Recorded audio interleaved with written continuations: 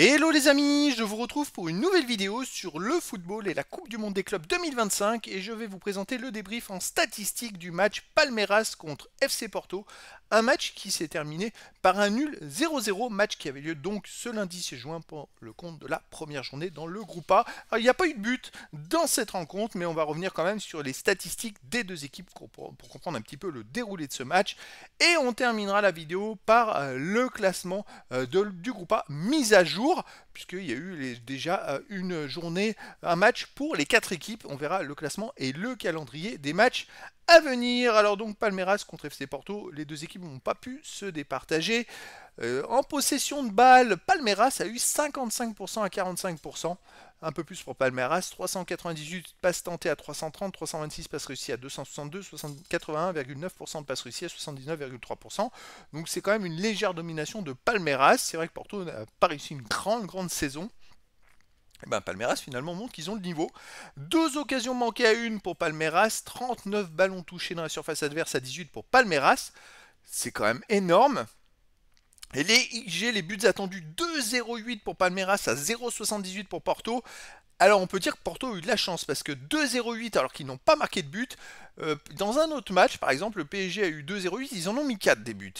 Les tirs 17 à 11 pour Palmeiras, 5 tirs cadrés à 3 pour Palmeiras, 5 tirs bloqués à 3 pour Palmeiras, un poteau à 0 pour Palmeiras. On peut dire que Porto a eu beaucoup de chance finalement. Palmeiras aurait gagné le match, ça n'aurait pas été démérité parce qu'ils ont quand même fait une belle partie ils ont eu de belles statistiques.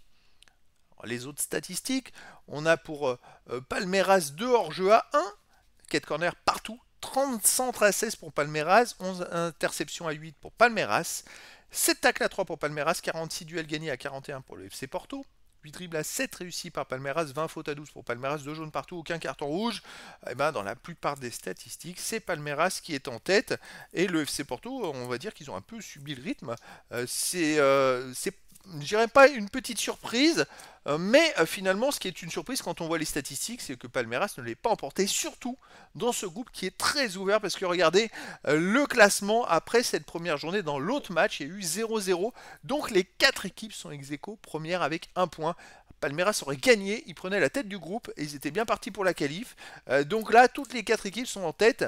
Et donc difficile de savoir lesquelles seront les plus fortes. Peut-être qu'il y en a qui sont moins fortes, et justement que les moins fortes se sont affrontées ensemble, ça va être la question. Je rappelle que les 2 premiers seront qualifiés pour les 8e de finale. Alors la prochaine journée, ce sera le 19 juin, et Palmeiras affrontera Al Ahly Le Caire, tandis que l'Inter Miami affrontera le FC Porto. Donc on va voir si cette dernière journée, ça permet aux équipes de se départager en vue de la qualification. Voilà les amis, c'était la présentation des briefs en statistique du résultat du match Palmeiras contre FC Porto, un match qui s'est terminé par un nul 0-0. Voilà les amis, je vous dis à très bientôt pour une nouvelle vidéo.